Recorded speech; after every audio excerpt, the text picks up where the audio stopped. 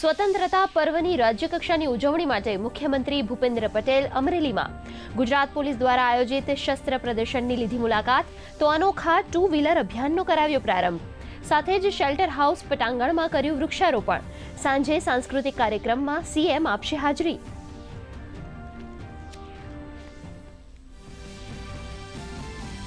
નાયબ મુખ્યમંત્રી હર્ષ સંઘવી આણંદ અને વડોદરાની મુલાકાતે. વડોદરામાં આંબેડકર સંકલ્પ ભૂમિની મુલાકાત લઈ કરી સમીક્ષા તો આણંદમાં જેલનું કર્યું ઉદ્ઘાટન. સાથે જ નવનિર્મિત સ્પોર્ટ્સ સંકુલની પણ લીધી મુલાકાત.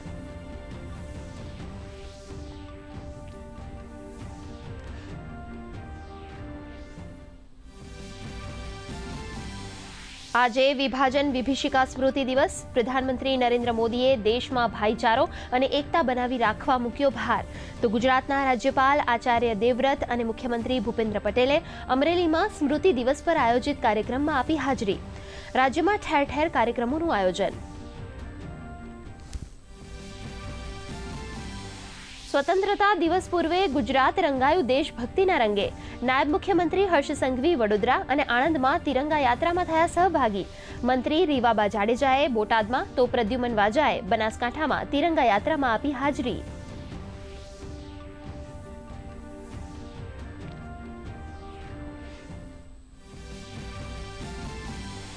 સમુદ્ર પ્રદક્ષિણાની ઐતિહાસિક સિદ્ધિ. 9 મહિલા અધિકારીઓનું કરાયું સન્માન. 314 દિવસ, 25,500 નોટિકલ માઇલ અને 4 મહાસાગર. મહિલા અધિકારીઓની સાહસિક સફર. મહિલા અધિકારીઓની હિંમતને સલામ.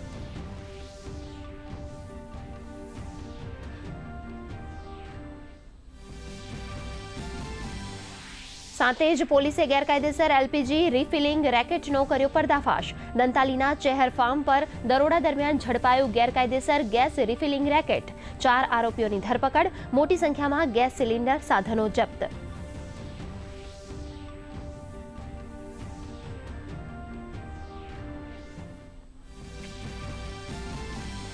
વિદેશમાં છુપાયેલ ડ્રગ તસ્કર સામે કામગીરી. ગૃહમંત્રી અમિત શાહે આપી જાણકારી. કહ્યું, ડ્રગ તસ્કરીમાં વોન્ટેડ વિરેન્દ્રસિંહ બસોયાને યુએઈથી પરત લાવવામાં એનસીબીને મળી સફળતા. નશીલા પદાર્થો સામે સરકારની ઝીરો ટોલરન્સની નીતિ અંતર્ગત મોટી કામગીરી.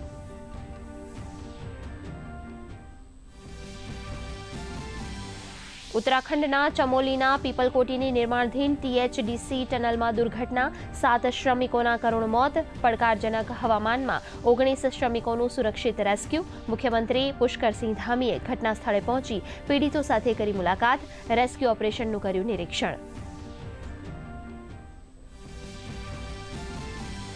રાજ્ય પર 6 સિસ્ટમ સક્રિય થતા જામ્યો વરસાદી માહોલ. હવામાન વિભાગે ઉત્તર પૂર્વ અને દક્ષિણ ગુજરાતમાં જાહેર કર્યું વરસાદનું યલો એલર્ટ. માછીમારોને દરિયો ન ખેડવા સૂચના. રાજ્યમાં અત્યાર સુધી નોંધાયો 73.23% વરસાદ.